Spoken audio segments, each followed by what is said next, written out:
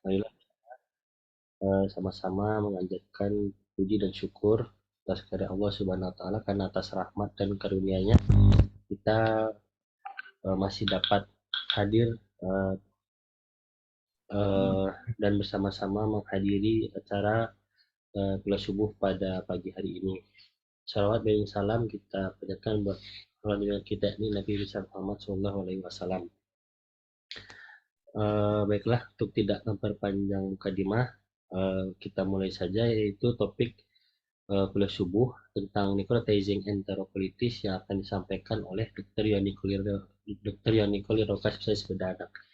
Kepada Dr. Yoniko dipersilahkan. Ya dok, dipersilahkan dok. Ya, terima kasih. Assalamualaikum warahmatullahi wabarakatuh. Waalaikumsalam warahmatullahi wabarakatuh. Izin Dr. Rizky dan sejawat serta adik-adik residen. Silakan, Dr. Niko. Ya. Terima kasih. Baik, pada kesempatan kali ini saya akan menjelaskan tentang materi topik bedah anak yang berjudul tentang necrotizing enterocolitis. Untuk pertama, kita akan bahas dulu berdasarkan arti secara perkata atau secara harfiahnya. Apa itu arti necrotizing, kemudian berasal juga dari kata enteritis dan colitis. Berarti ini adalah proses dari infeksi usus. Baik enterik kita tahu itu adalah usus halus termasuk ilium, duodenum, sementara colitis berasal dari kata kolon. Berarti enterocolitis itu adalah peradangan yang mungkin terjadi sepanjang enterik dan kolon. Peradangan ini terjadi sifatnya secara necrotizing. Necrotizing itu berarti ada proses iskemik yang terjadi secara progresif. Nah, berarti enterocolitisnya ini terjadi didasari atas proses iskemik yang terjadi secara progresif. Tentu kita harus tahu dulu apa sih penyebab dari necrotizingnya ini. Nah, di sini secara patofisiologi saya bahas dulu. Proses necrotizing dari usus pada neonatus ini didasari dari 4 basic. Yang pertama, baik secara kardiogenik maupun secara vaskular iskemia. Sebentar, mana ini pointer ya. Nah, yang pertama yang ini. Jadi di sini terjadi iskemia yang disebabkan oleh pompa jantung atau perfusi yang menurun. Yang menyebabkan dia iskemik, kemudian terjadi proses necrotizing yang berujung ke enterocolitis.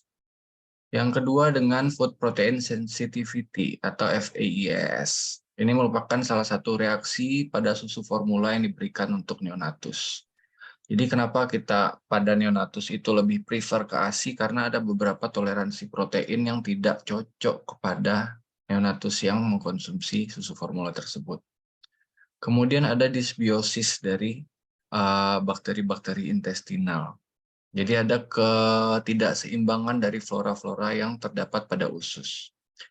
Yang terakhir baru adanya anomali dari intestinal yang sifatnya kongenital, seperti atresia, atau kelemahan otot-otot dari intestinal. Kemudian ada juga berupa striktur atau stenosis. 4 dasar ini bisa berujung menjadi intestinal necrosis yang kita kenal dengan NEC atau necrotizing enterocolitis. Nah, kita tentu harus tahu gejala-gejala yang muncul pada pasien NEC tersebut. Yang pertama ada 2 gejala klasik. Ini saya pisahkan berdasarkan literatur. Yang pertama itu feeding intolerance. Feeding intolerance ini berarti ketidakmampuan dari si neonatus tersebut untuk mengkonsumsi atau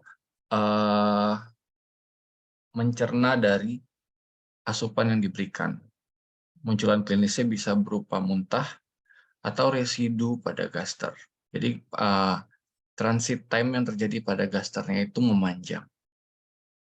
Yang kedua, klinis yang bisa terlihat adalah distensi pada abdomen. Sangat sering mungkin kita jumpai di ruangan juga dari konsul teman sejawat kita TS anak atau IKA. dengan pasien pneumonia, dengan pasien prematuritas, kemudian dengan respiratory distress syndrome, disertai dengan gejala-gejala intestinal yang muncul berupa distensi abdomen. Kemudian dikonsulkan ke kita, apakah ini NEC atau bukan. Nah, gejala non-spesifik yang muncul tadi bisa berupa ada apnea yang sifatnya periodik. Kalau apnea terus hilang anaknya kan. Nah, apnea itu sifatnya periodik. Kemudian ada fase bradikardi. Terus anaknya terlihat lemas atau letargi. Dan ada juga instability dari temperatur. Suhunya itu cenderung tidak normal. Bisa hipotermi maupun hipertermi. Kemudian gejala munculan yang kedua yang cukup sering kita temukan itu berupa fecal occult blood atau hematoskezia. Jadi BAB yang bercampur darah. Tapi ini biasanya darahnya berwarna kehitaman yang sudah membeku. Kemudian bisa juga kadang kita memeriksakan dengan pemeriksaan feses rutin dan ditemukan sediaan eritrosit pada feses neonatus tersebut. Selanjutnya kita lihat dari pemeriksaan fisik secara inspeksi, selain dari distensi abdomen, bisa jadi juga ada kontur usus yang terlihat atau gambaran loop usus yang menonjol pada abdomen, serta hiperemik pada dinding abdomen. Kalau sudah terjadi hiperemis pada abdomen neonatus, itu kita bisa mencurigai mungkin di atas 50% sudah terjadi peritonitis. Karena tanda-tanda peritonitis pada neonatus adalah eritema pada dinding abdomen. Hampir tidak ada saya pernah jumpai peritonitis itu dengan defense muskular. Karena memang prematuritas dari otot-otot perut pada neonatus. Jadi respon muscle guarding-nya itu mungkin belum sempurna. Nah, dari gejala-gejala klinis tersebut, kita kombinasikan dengan gejala radiologi. Baru bisa kita menegakkan apakah ini NEC atau bukan. Untuk gejala diagnosis mungkin saya sudah jelaskan, nanti kita akan masuk ke pemeriksaan radiologi. Sebelum itu saya jelaskan dulu tingkatan-tingkatan atau staging dari NEC tersebut. Di sini ada 3 stage, di mana 1A, 1B, kemudian 2A, 2B, dan 3A dan 3B. Ada beberapa perbedaan antara grade 1, grade 2, dan grade 3 yang cukup jelas. Yang pertama, grade 1 itu hanya berupa gambaran seperti intoleransi feeding, kemudian adanya distensi abdomen, kemudian ada instability dari temperatur, kemudian ada bradikardi dan letargi. Ini gejala-gejala non-spesifik yang saya sebutkan tadi. Dan dari foto abdomennya ditemukan gambaran ileus. Kapan dia menjadi grade 2? Apabila sudah ada deteriorisasi secara sistemik, kemudian secara radiologi sudah ditemukan adanya tanda-tanda pneumatosis intestinal. Apa itu pneumatosis intestinal? Nanti di beberapa slide berikutnya saya akan jelaskan. Kemudian untuk grade 2B, di sini sudah muncul tanda-tanda sepsis. Biasanya disertai dengan metabolic acidosis dan trombositopeni. Jadi sifatnya 2B ini sudah penurunan sistemik yang hebat.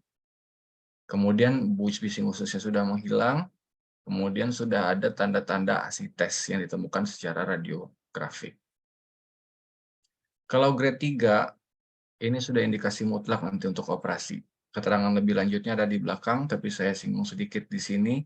Tanda khasnya sudah terjadi tanda-tanda peritonitis di abdominal sign. Ini bedanya grade 1 dan grade 2. Begitu ada tanda peritonitis dan kita sudah curigai NEC, itu langsung grade 3A. Dan dari radiologi ditemukan ada pneumoperitoneum langsung grade 3B. Kedua-duanya 3A dan 3B ini indikasi mutlak untuk dilakukan laparotomi atau drainase. Kemudian secara laboratorium, ini bisa tidak khas sebenarnya untuk membantu secara grading tadi. Hanya trombosit dan interleukin yang cukup signifikan untuk menegakkan NEC. Kemudian pada NEC tersebut, kalau protein dari feses itu juga bisa menandakan adanya tanda perforasi. Tapi sensitivitasnya 76 dan spesifisitasnya 92%. Ini sekedar untuk pengetahuan saja, mungkin kita juga jarang memeriksakannya di Rumah Sakit M. Jamil, paling kita hanya memeriksakan 3 yang di atas. Trombosit, CRP, dan leukosit. Kadar laktat mungkin kadang kita periksa dengan analisa gas darah, kadang kita tidak cek juga tidak apa-apa. Tapi kalau fecal calprotectin dan kadar interleukin mungkin kita hampir tidak pernah memeriksakan. Cukup dari 3 di atas ini sebagai biomarker yang biasa kita gunakan. Nah, ini untuk imaging dari radiografi. Pneumatosis intestinal tadi itu merupakan tanda dari NEC grade 2. Itu merupakan tahapan di mana sudah muncul gas pada dinding usus. Saya singgung mungkin anatomi dari dinding usus itu kita tahu bahwa dari bagian yang paling dalam itu adalah mukosa. Setelah mukosa ada submukosa, kemudian muskularis. Di mana muskularis itu ada 2 lapis, longitudinal dan sirkular. Yang paling luar itu adalah serosa. Ketika barir mukosa sudah rusak karena proses necrotizing, flora-flora normal atau biom yang berada dalam lumen usus itu menjadi patogen ketika dia masuk ke dinding usus. Dan kita tahu bakteri-bakteri usus itu merupakan gas producing bacteria atau bakteri yang sifatnya menghasilkan gas yang anaerob. Nah, nanti akan muncul tanda-tanda gambaran lusen pada dinding usus. Dan kalau sudah masuk ke sirkulasi, biasanya sirkulasi usus yang paling sering dijumpai itu pada portal vein. Ya, maaf. Jadi dikenal dengan tanda portal venous gas. Tapi ini untuk menilainya pun sifatnya subjektivitas tergantung masing-masing radiografer bisa terlihat atau tidak. Namun tanda pneumatosis ini cukup jelas. Nah, kemudian untuk gejala dari radiologi yang kedua, muncul gambaran loop usus yang tetap atau kita kenal dengan fixed loop. Ini merupakan salah satu juga indikasi untuk operasi. Ini contoh gambar dari pneumatosis intestinal. Jadi selain ada udara yang berada di lumen usus, pada dindingnya pun terlihat seperti ada tumpukan-tumpukan udara. Ini ada yang lebih jelasnya lagi seperti ini. Ada bercak-bercak hitam yang berada pada dinding usus. Ini merupakan gas producing bakteria yang terdapat pada lumen-lumen usus tadi yang sudah menginfeksi ke bagian dinding otot usus. Sehingga pada radiologi terlihat gambaran lusen. Gambaran lusen ini seharusnya tidak ada, karena udara hanya bisa kita lihat pada lumen usus. Kemudian yang fixed loop tadi, ini merupakan salah satu alasan kenapa kita lakukan foto serial pada necrotizing enterocolitis ini. Dilakukannya foto abdomen serial yang bisa kita lakukan per 2 hari atau per 3 hari. Sebenarnya idealnya dari literatur itu per 12 jam. Terkait dari masalah sistem rumah sakit kita, biaya, dan plafon, kita coba meminimalkan, jadi kita lakukan per 2 hari atau per 3 hari. Ini ketampak gambaran loop usus yang hampir mirip. Jadi di sini sudah terjadi perlengketan. Secara patogenesisnya kenapa bisa terjadi adesi pada necrotizing enterocolitis ini? Itu merupakan tahap infeksinya. Jadi yang pertama tadi kita tahu mukosa rusak. Setelah mukosa rusak, infeksinya itu masuk ke muskularis dan menumpuk udara pada dinding usus. Itu namanya pneumatosis intestinal. Ketika infeksinya sudah sampai ke dinding atau ke serosa, dia akan terjadi inflamasi pada dinding usus yang akhirnya memunculkan adesif dari intestine, sehingga menyebabkan loop usus tersebut tidak berpindah pada foto abdomen polos yang kita lakukan secara serial. Ini bisa dibilang kita hanya menunggu waktu terjadinya perforasi atau ditunggunya munculnya pneumoperitoneum. Makanya dari penelitian, sebaiknya pada kasus ini jika ditemukan loop usus yang sudah tidak bergerak, dilakukan tindakan laparotomi. Karena kalau kita harus menunggu perforasi dulu, biasanya sudah terjadi penurunan keadaan umum atau deteriorisasi dari keadaan si neonatus tadi. Kemudian setelah foto polos abdomen, imaging alternatif yang bisa kita gunakan itu adalah USG. USG itu bisa kita nilai beberapa poin. Yang pertama peristaltik usus. Bisa kita nilai juga penebalan dinding, vaskularisasi dengan menggunakan Doppler.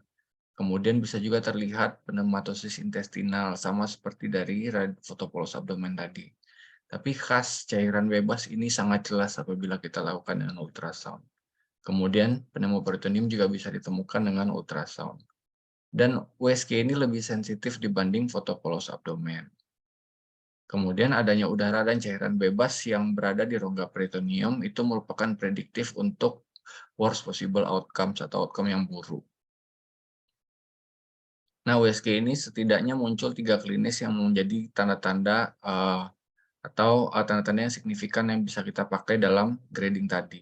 Adanya pneumatosis, kemudian tampak gambaran yang perjalanan klinisnya itu tidak jelas, kemudian dari pemeriksaan laboratoriumnya juga samar-samar.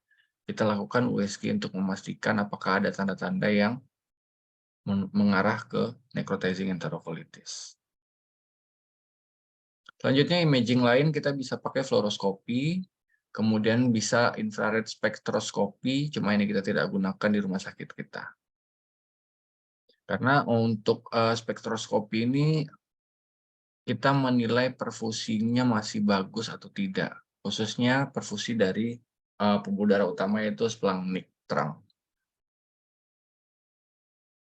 Selanjutnya untuk diagnosa banding dari NEC. Jadi syarat-syarat NEC tadi kita sudah tahu, itu merupakan bayi yang sifatnya imatur. Kemudian muncul tanda-tanda intestinal.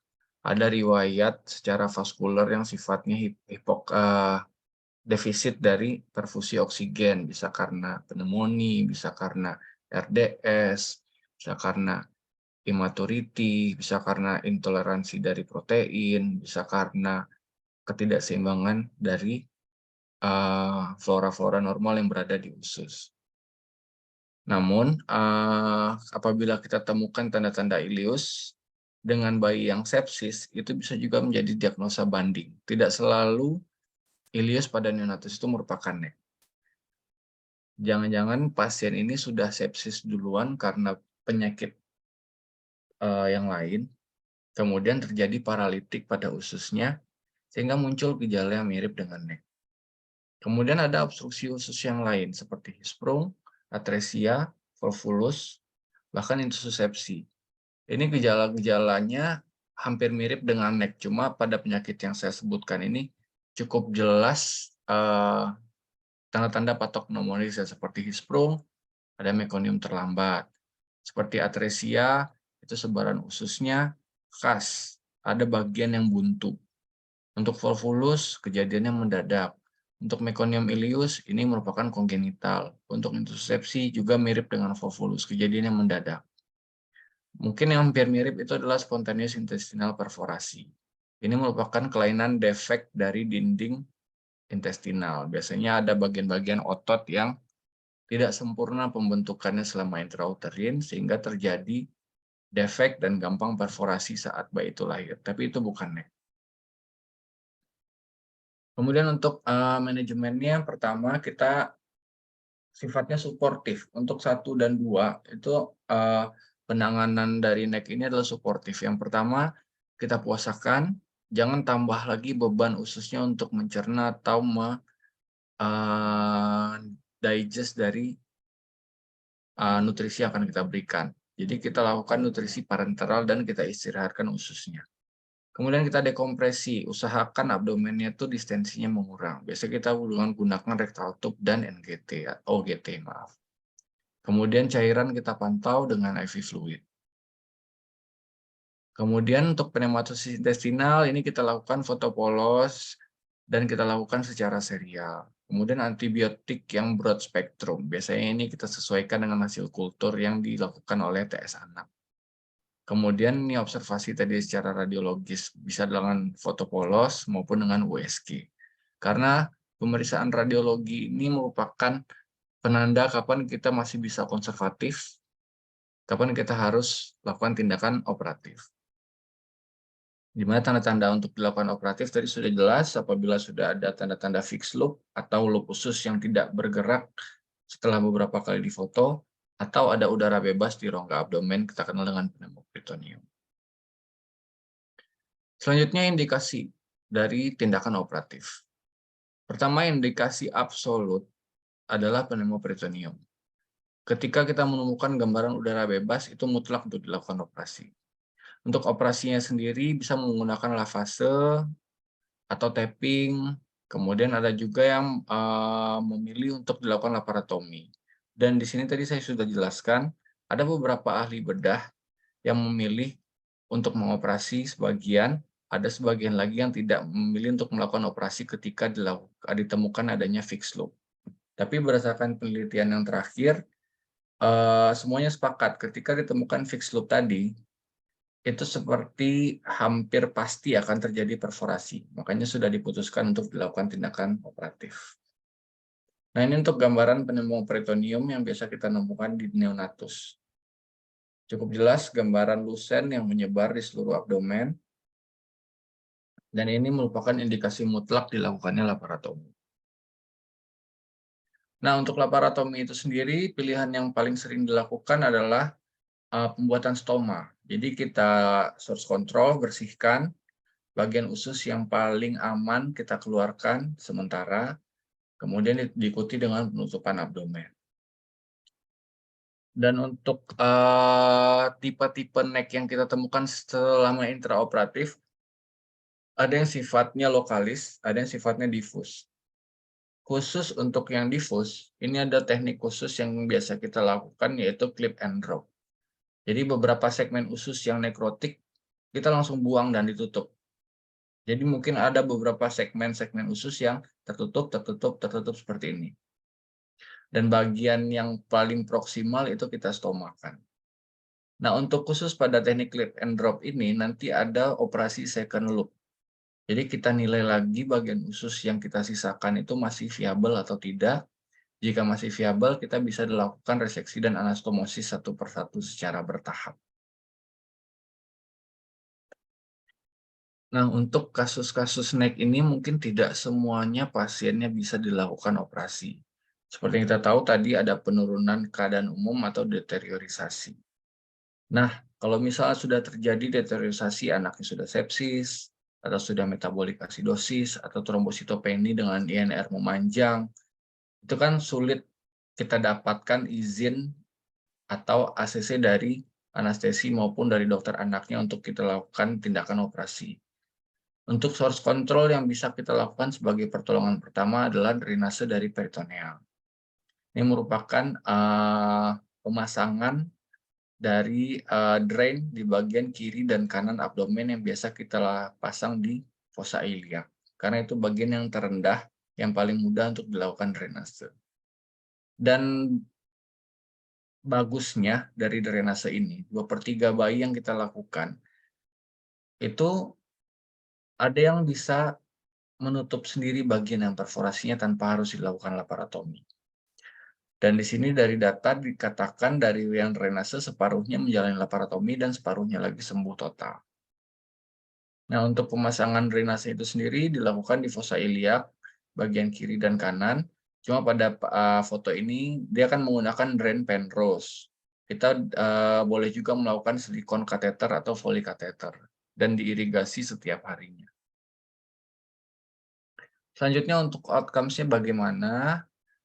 Untuk rekurensinya ini 10%, cukup jarang. Ketika kita sudah perbaiki sistemiknya, etiologi dari neck tadi seperti toleransi protein, formula kita ganti ASI, kemudian kita perbaiki perfusinya, diberikan support, diberikan nafas bantu dengan CPAP ataupun dengan ventilator, biasanya setelah membaik, itu rekurensinya cukup rendah. Kemudian ada episodik yang bisa terjadi pada bayi dengan berat lahir rendah, dengan PJB, kemudian dengan anomali kongenital sifatnya mayor. Anomali kongenital sifatnya mayor ini seperti kelainan pada traktus urogenital. Contohnya misalnya ada gagal ginjal saat neonatus, kemudian ada gangguan liver, atau dengan hipersplenisme, pokoknya dengan kelainan bawaan yang sifatnya mayor, yang sifatnya sistemik. Kemudian beberapa penelitian juga menemukan bahwa kurang dari 80% rekurensi ini membutuhkan operasi kembali. Namun, tingkat struktur setelah rekurensi naik ini biasanya hanya 1 episode. Jadi setelah kita lakukan laparotomi, kemudian kita lakukan kolostomi, biasanya ada muncul gejala-gejala sifatnya seperti ASBO atau adhesive small bowel obstruction, dan biasanya itu setelah kita lakukan laparotomi sekali lagi, adhesiolisis itu tidak muncul lagi. Kemudian untuk mortalitasnya dari 4 dekade terakhir itu kurang lebih 30%. Kemudian untuk risiko kematian yang paling tinggi karena prematuritas. Jadi kalau misalnya sudah ada bayi prematur, kemudian ditemukan NEC, biasanya itu outcomes-nya cukup jelek. Kemudian komplikasi dari NEC ini yang perlu kita highlight adalah intestinal failure. Saya kembali ke slide berikutnya, pada NEC yang sifatnya diffuse seperti ini, saya singgung, langsung saya arahkan ke intestinal failure. Kenapa? Karena ini berkaitan dengan panjang usus yang masih viable atau masih tersisa. Jadi penyebab dari intestinal failure ini salah satu komponennya kita kenal dengan short bowel syndrome, di mana penurunan fungsi usus yang signifikan karena hilangnya panjang usus yang cukup besar. Nah, kemudian komplikasi dari kolostomi juga sama seperti penyakit-penyakit lainnya seperti prolaps, strictur, retraksi. Ini kita hanya repair dengan intervensi bedah. Kemudian apabila bagian proksimal yang kita keluarkan dari usus itu merupakan jejunom atau jejunostomi, itu reabsorpsi dari nutrisinya masih sedikit. Karena kita tahu nutrisi yang paling banyak itu diserap di jejunum dan di ilium, sementara kolon itu penyerapan air. Namun apabila kita stoma di jejunum, resiko si anak untuk terjadi imbalance dari elektrolitnya cukup tinggi. Dan kemudian kulit-kulit di sekitar stomanya juga akan gampang rusak. Kenapa? Karena sifat dari enteric content yang dikeluarkan di jejunum ini masih sangat bersifat asam. Nah, untuk enterostomi ini, penutupannya itu bervariasi, tergantung dari kondisi si anak tersebut. Bisa mulai dari 1 bulan sampai 4 bulan pasca operasi. Kemudian biasanya menunggu ada yang sampai mencapai berat 2 kilo, atau selama pertumbuhan dan makannya yang cukup adekuat. Jadi kita main aman ketika kita melakukan enterostomi pada pasien NEC, kita kayaknya harus benar-benar pastikan keadaan umumnya baik, toleransi makanannya baik, kemudian beratnya sudah di atas 2 kilo, kemudian biasanya kita kasih rentan waktu paling cepat 1 bulan. Nah, untuk strategi feeding-nya, pertama apabila baru episode pertama dari NEC, ini feeding yang kita berikan secara awal itu sebenarnya tidak apa-apa, karena sifatnya saya singgung sedikit tentang tropic feeding, karena bayi-bayi yang puasa lama itu dapat menyebabkan enzim-enzim dari pencernaan itu sifatnya stasis. Jadi ketika kita puasa, tubuh tidak mengeluarkan enzim-enzim yang dipakai untuk pencernaan. Nah, yang saya garis bawahi pada pasien NEC ini adalah getah empedu atau bile. Ketika kita puasakan bayi cukup lama, itu akan terjadi stasis pada bile-nya, sehingga terjadi sludge dan bisa menyebabkan kolestasis pada anak tersebut. Jadi tidak sedikit kadang kita jumpai pasien-pasien NEC yang kita puasakan lama, kemudian beberapa hari atau 1 minggu kemudian anaknya kuning. Makanya walaupun NEC-nya baru ketahuan dan kita sarankan untuk konservatif, usahakan untuk puasanya tidak lebih dari 1 minggu.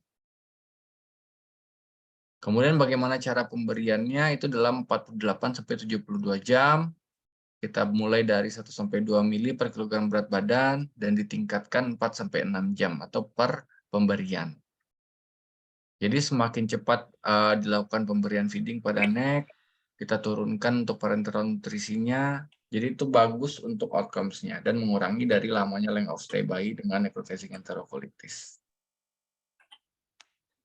Ya, untuk NEC kita sudah singgung tentang apa itu NEC, kemudian apa saja basic 4 fondasi dari menegakkan diagnosis NEC, kemudian munculan klinis, grading, bagaimana cara menentukan klinikal manifestasinya, radiologi yang kita pakai, pemeriksaan laboratorium, kemudian pilihan terapi, kapan konservatif, kapan operatif, kemudian komplikasi, pasca tindakan, sampai tahapan-tahapan pemberian feeding. Nah, untuk sesi diskusi boleh, mungkin jika ada yang kurang jelas atau masih ada yang perlu saya ulang, boleh. Baik dokter, terima kasih dokter atas materi yang disampaikan, sangat jelas dan lengkap sekali dok, dari A sampai Z dokter menjelaskan. Ya baik, untuk sesi selanjutnya itu kita lakukan sesi tanya jawab. Dipersilakan pada residen yang bertanya untuk waktunya. Dipersilakan dok. Izin bertanya, Bang. Ya. Silakan Dokter Afdi.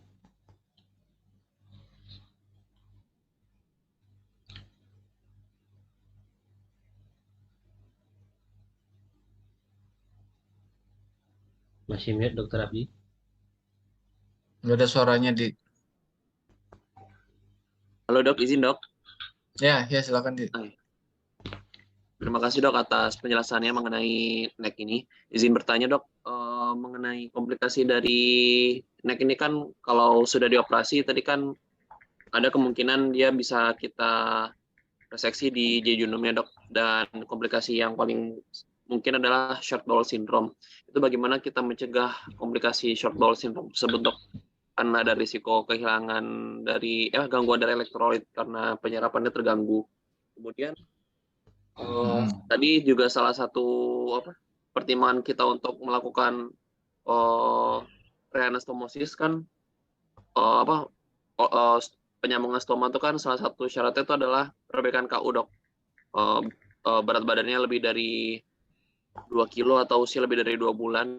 Nah, dengan komplikasi yang mungkin terjadi yaitu short bowel syndrome, yang mana nantinya gizi terganggu dan berat badannya juga jadi susah naik, itu gimana dok? Maksudnya kan bayinya nanti mau operasi pertimbangannya berat badannya harus 2 kilo. Tapi dengan kondisi short bowel syndrome sulit untuk menaikkan berat badan jadi 2 kilo dok. Itu bagaimana pertimbangannya untuk melakukan reanastomosisnya kembali dok?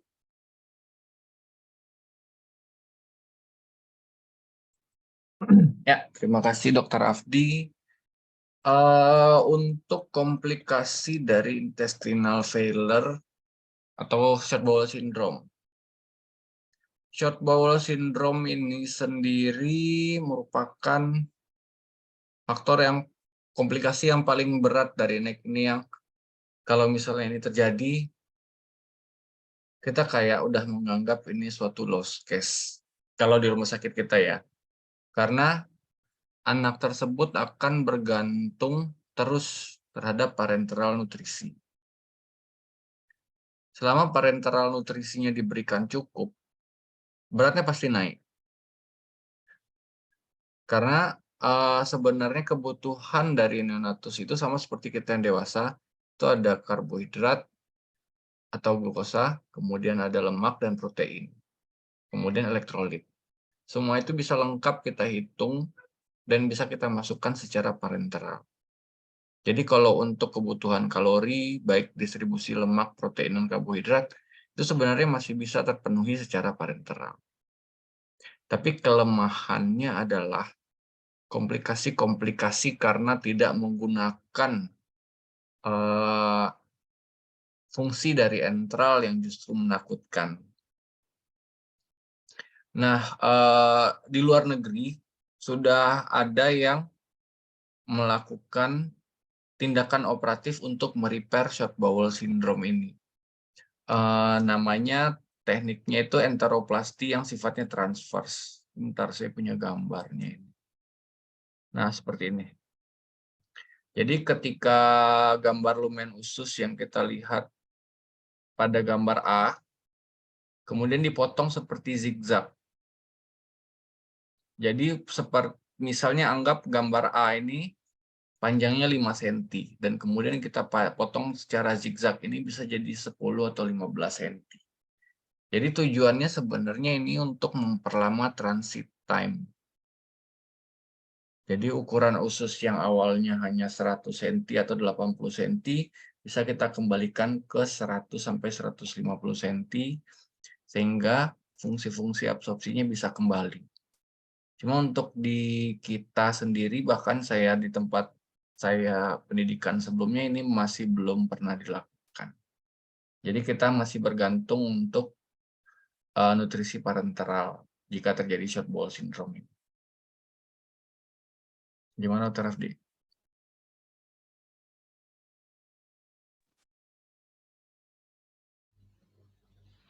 Baik dok.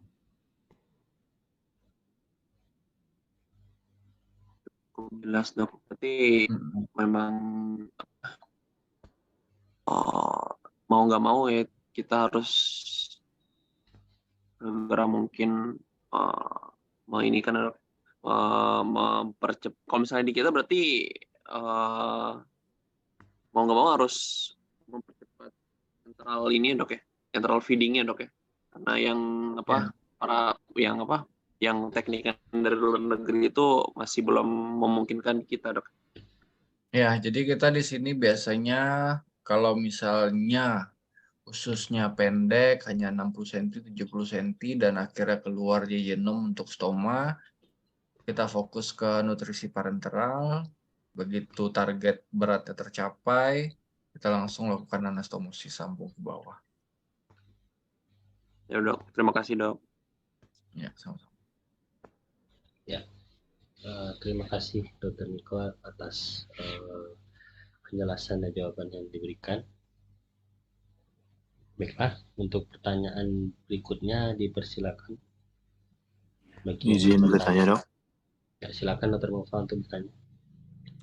Oh izin dok, dari penjelasan tadi dikatakan untuk kombinasi diagnosis dari NEC itu sendiri ada kombinasi gejala dan radiologis. Dari teori tadi dokter sebut idealnya malah 2/12 jam kita lakukan X-ray berkala dok.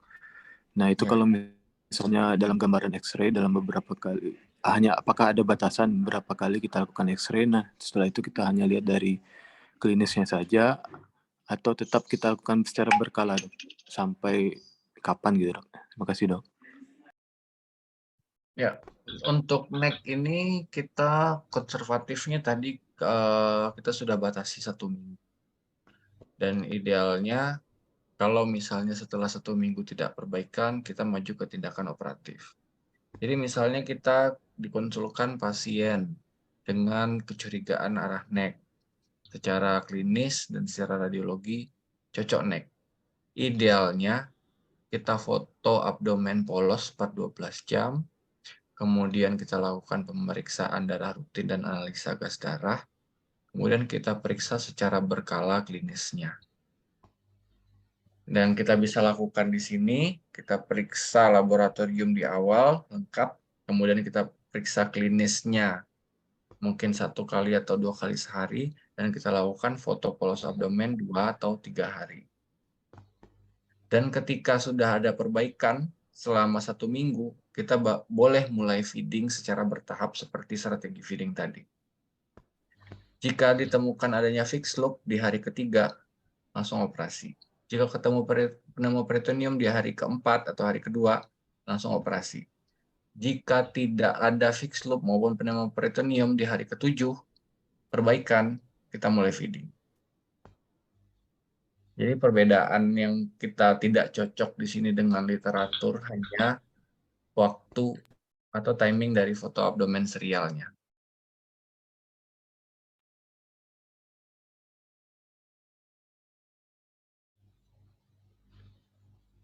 Oke. Bagaimana Dr. Mufa dengan jawaban yang diberikan Dr. Niko? Cukup dok, terima kasih dok. Ya, sama-sama. Ya, baik. Baiklah, untuk selanjutnya, bagi rekan-rekan residen yang ingin bertanya, dipersilakan.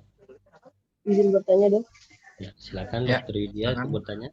Ya, baik dok. Selamat pagi dok. Keluarga Ibu Dahlia. Maaf dok. Keluarga Ibu Dahlia.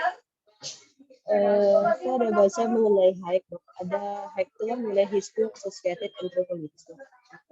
Ini saya mau nanya mengenai kalau kayak saat pasien di surgical atau pasien di IGD, dok, gimana cara kita membedakan antara NEC dengan HAIK itu, dok?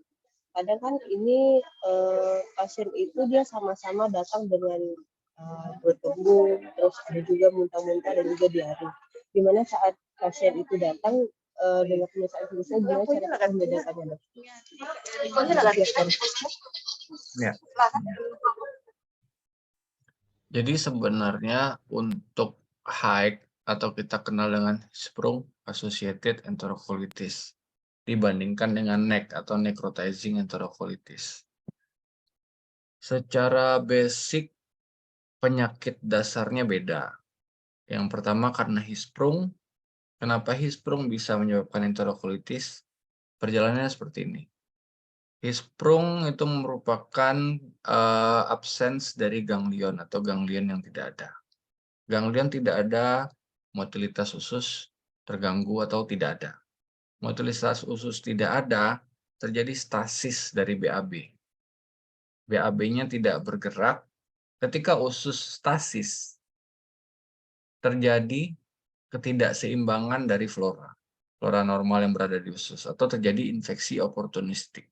Itu biasa terjadi pada obstruksi-obstruksi lainnya mirip. Ketika terjadi ileus obstruksi, pasti disertai dengan enterocolitis jika kita biarkan lama-lama.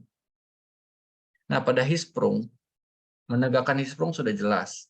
Ada triasnya, BAB mekonium terlambat, kemudian adanya pola BAB yang tidak teratur setiap hari, kemudian disertai dengan perut kembung. Tapi ingat, Hirsprung ini kita baru akan curiga dia Hirsprung ketika dia lahir cukup bulan, tidak ada kelainan kongenital yang lain, anaknya sehat, tapi kok BAB-nya masalah. Dan disertai dengan 3 tanda tadi.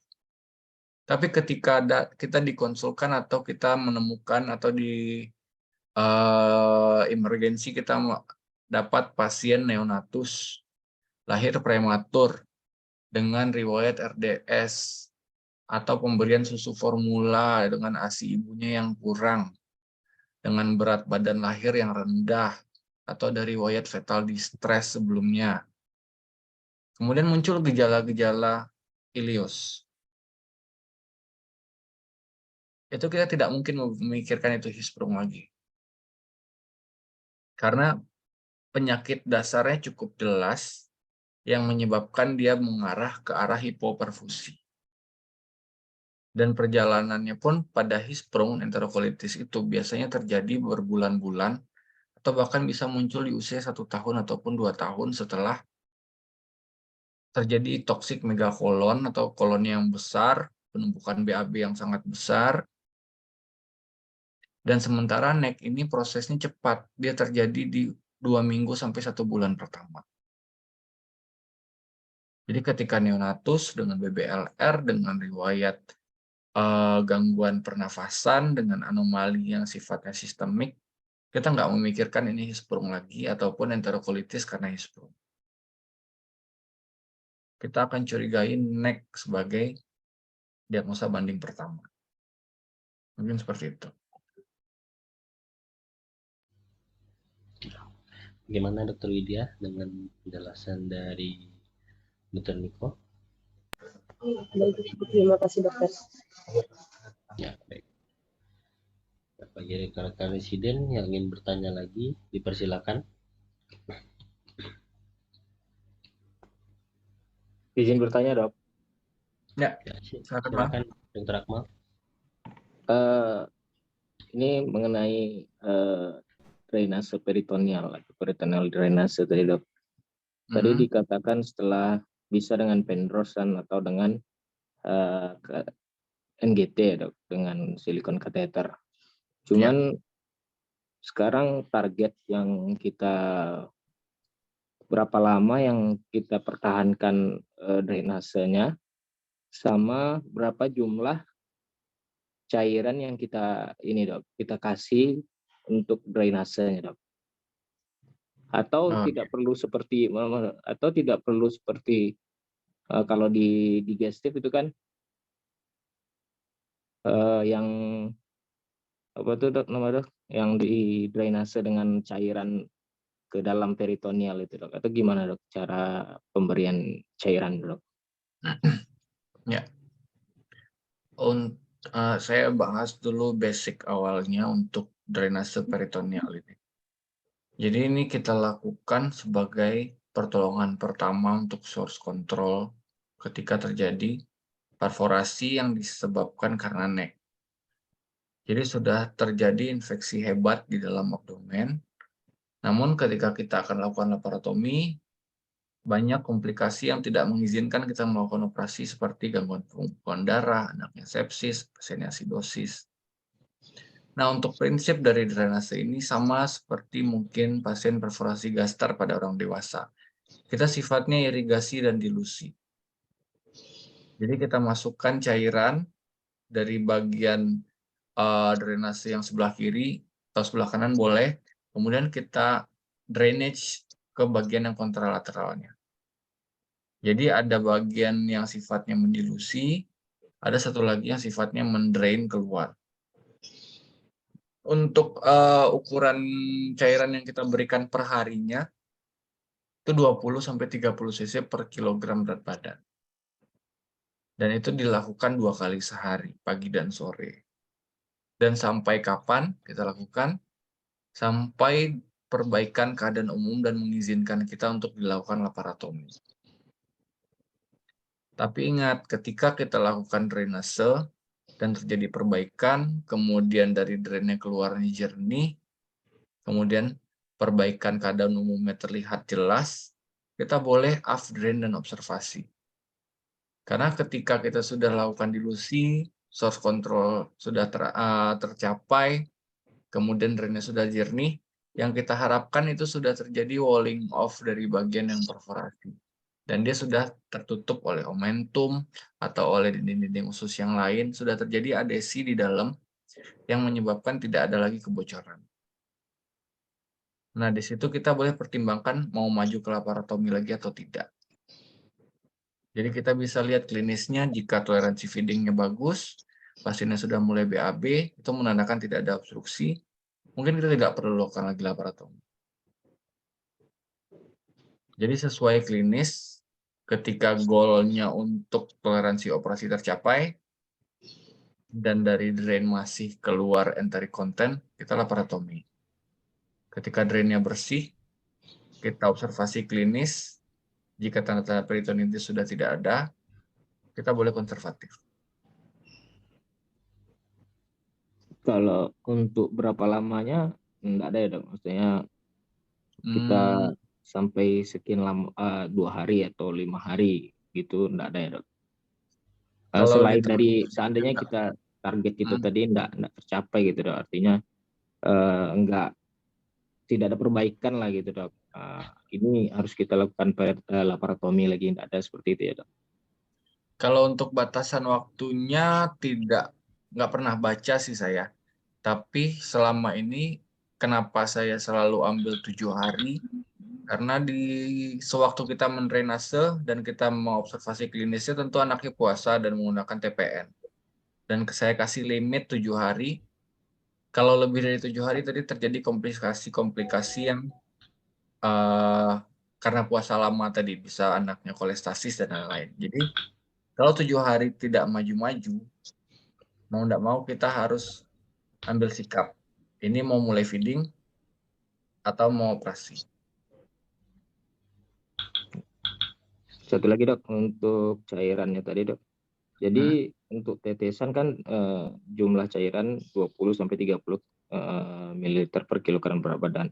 Itu di tetesnya kita buat per 24. Tadi kan dokter bilang pagi sama sore. Ini diguyur atau tetesan berapa tetesnya ada dok? Oh enggak dah, guyur aja sebisanya aja. Sifatnya kan kita dilusi. Ini kita kan nggak memasukkan ke parenteral. Jadi kita hanya mengencerkan kuman-kuman yang ada di intraabdomen. Jadi sebisa secepatnya masuk. Oh iya. Oke, dok, makasih banyak dok. Ya. Baik, terima kasih dok. Sangat jelas sekali jawabannya dok. Untuk selanjutnya itu apakah masih ada pertanyaan lagi?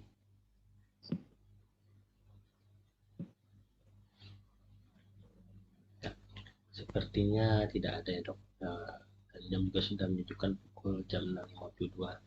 Baik, sebelum kita tutup, kepada Dr. Rizky, mungkin ada yang disampaikan dok, dipersilakan dok.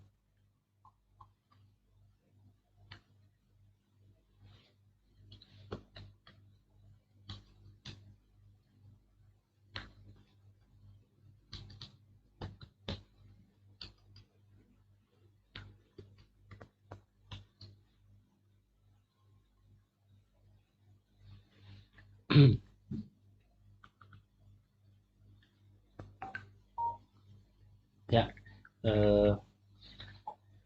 mungkin Dr. Rizky sedang ada kegiatan ya. Baiklah, demikian saja untuk acara kuliah subuh kita pada pagi hari ini. Sebelumnya saya mengucapkan terima kasih kepada Dr. Yeni Kuliroka, spesialis bedah anak yang telah bersedia hadir dan memberikan waktu kepada kita untuk dapat menjelaskan apa itu tentang necrotizing enterocolitis. Dan juga kepada Dr. Rizky Ramadian yang juga hadir pada pagi ini, dan juga kepada rekan residen yang juga hadir pada pagi hari ini. Nah, mungkin saya selaku moderator meminta maaf apabila ada kesalahan yang telah saya lakukan. Ya, mungkin saya tutup saja acara kelas subuh kita pada pagi hari ini. Wabillahi taufiq wal hidayah. Wassalamualaikum warahmatullahi wabarakatuh. Waalaikumsalam warahmatullahi wabarakatuh. Dr. Niko, terima kasih ya dok. Ya, sama-sama. Ya. Terima kasih dok. Terima kasih. Terima kasih, Dok.